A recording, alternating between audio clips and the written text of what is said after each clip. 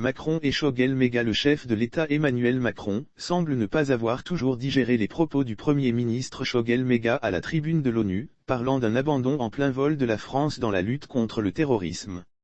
Alors que le Mali prévoit d'élargir sa coopération militaire notamment vers la Russie, le président Emmanuel Macron, agacé par les autorités de transition, s'est à nouveau prononcé sur la situation dans un entretien diffusé sur France Inter.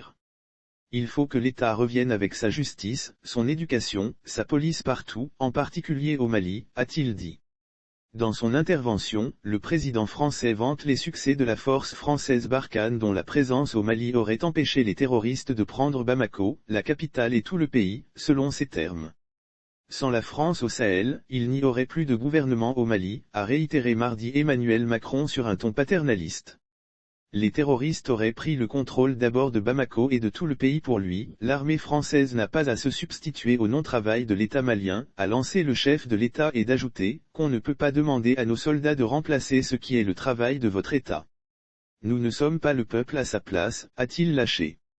Notons qu'Emmanuel Macron doit participer vendredi à Montpellier à un sommet Afrique/France au format inédit avec des personnalités de la société civile africaine, dont malienne, française et de la diaspora, pour tenter de dépoussiérer ses relations avec ses anciennes colonies.